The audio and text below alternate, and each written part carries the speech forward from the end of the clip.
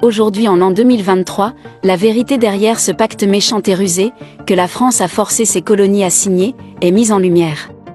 Vous êtes sur le point d'écouter certaines des manières les plus choquantes et les plus perverses, que la France a mises en place, afin de poursuivre son programme de colonisation, en Afrique. Écoutez le Dr Arikana Chiombo-Rikao, l'ancienne ambassadrice de l'Union africaine aux États-Unis, révéler les horribles secrets derrière la France-Afrique. Comme si cela ne suffisait pas, que nous soyons divisés en tout petits pays que nous sommes aujourd'hui.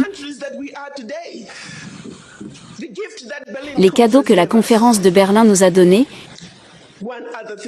Une autre chose que la France a faite entre 1958 et 1961, sous le prétexte de nous donner notre indépendance en tant que pays africains.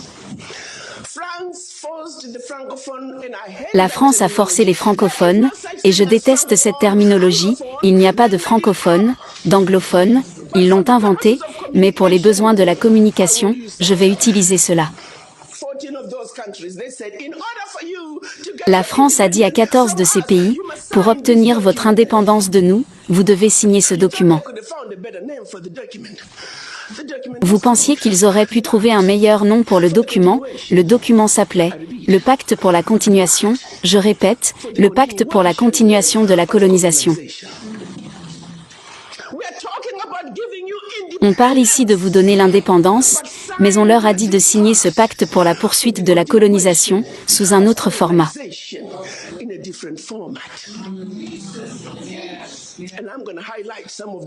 Et je vais souligner certains de ces problèmes, qu'ils ont dit que vous devez accepter, si vous voulez être indépendant. Peut-être faut-il redéfinir le sens de l'indépendance pour les Français.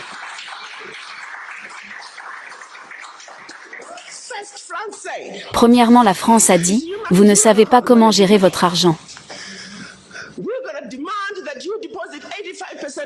Nous allons exiger que vous déposiez 85% de vos réserves bancaires, sous la Banque centrale française, sous le contrôle du ministère français des Finances.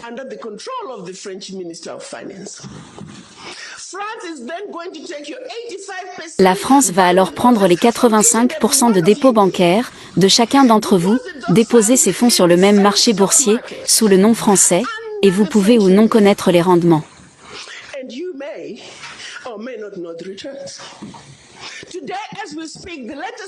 Aujourd'hui, au moment où nous parlons, les derniers chiffres le disent, pour chaque 14 milliards de dollars que la France investit en bourse depuis l'Afrique, elle réalise plus de 300 milliards de dollars en retour.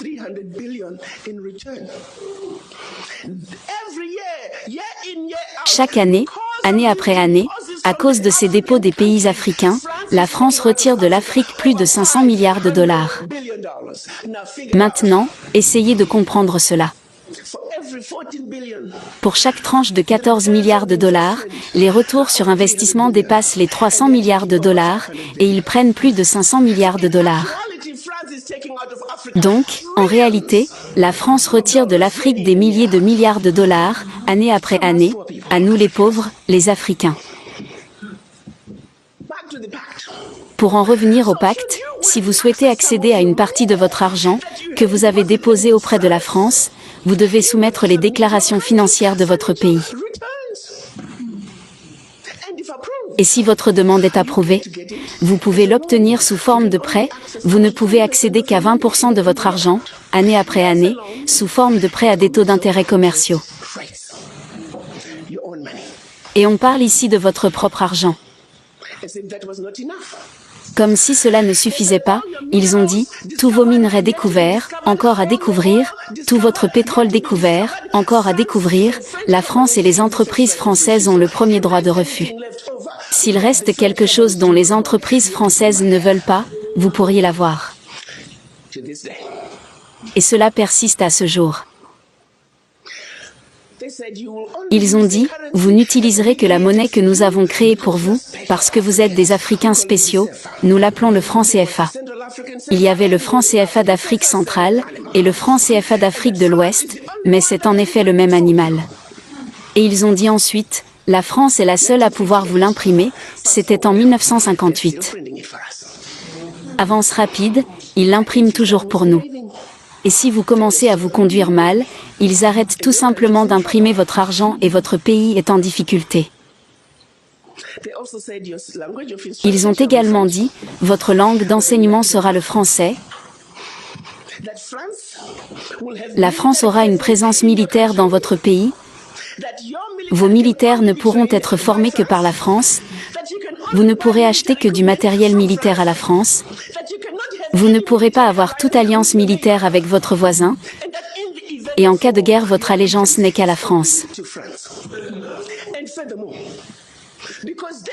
Et de plus, parce qu'ils ont une présence militaire dans votre pays, ils peuvent vous envahir sans préavis, s'ils estiment que les intérêts de la France dans votre pays sont violés.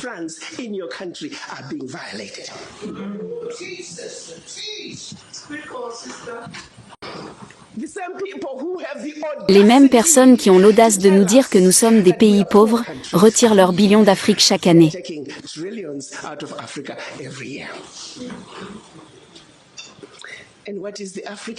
Et que fait l'Africain?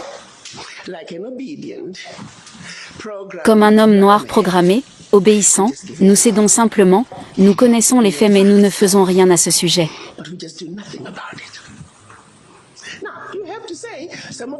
Maintenant, vous devez dire que certaines des craintes sont réelles, parce que si la France qui vous a vendu du matériel inférieur au leur, la France qui a formé les militaires pour qu'ils soient inférieurs à eux, ils sont maintenant dans votre pays, ils peuvent vous envahir, ils ont la permission de le faire. Ils peuvent vous déstabiliser.